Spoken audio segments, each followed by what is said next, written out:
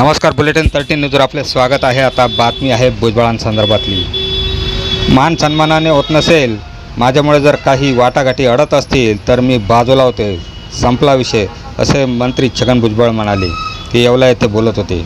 अजून कोणाबद्दल काय काय म्हणाले बघूया। सध्या तुम्ही जरांगे पाटलांवर आरोप करत नाही, पण त्यांनी तुमच्यावर आरोप करण्याचा मालिका काही थांबवली नाही आहे। आता त्यांनी पुन्हा आरोप केला आहे तुमच्यावर, आणि असंही आरोप केला आहे का मराठा समाजाच्या नाराजीमुळे भुजबळ साहेबांनी नाशिक लोकसभा लढवण्याचा माघार घेतला।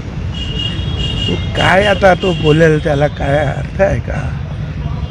काय मी कोणालाच घाबरत नाही, आणि मराठा समाजसुद्धा माझ्याबरोबर आहे तिथे।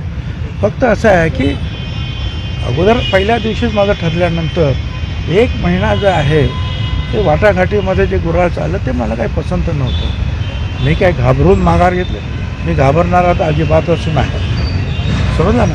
आणि माझ्या पाठीमागे जे आहेत 5.5-6 लाख मराठा, त्यातले अर्धे माझ्याकडे आहेत, परंतु ओबीसी आणखीन तेवढेच आहेत, मराठा एवढेच, ते सगळे माझ्याबरोबर आहेत। आदिवासी 3 लाख बरोबर आहेत, आमचे दलित समाज 2 लाख आहे, मुस्लिम समाज 2 लाख आहे, परत उच्चभ्रू आणि इतर ज्यांना नाशिकचा विकास पाहिजे आहे ते माझ्याबरोबर आहे।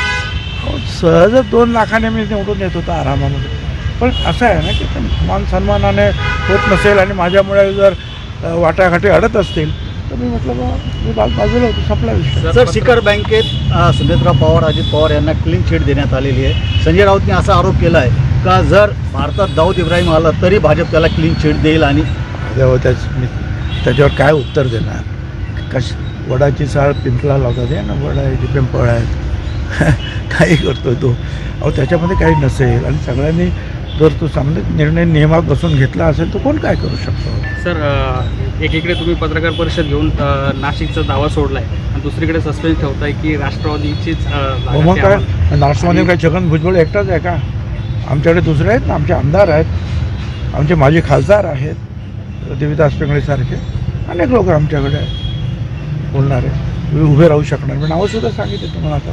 सर, उमेदवारी जाहीर करता अति वेळ नाही झाला मला तुम्ही माझा तो प्रश्न मीच विचारतोय ना।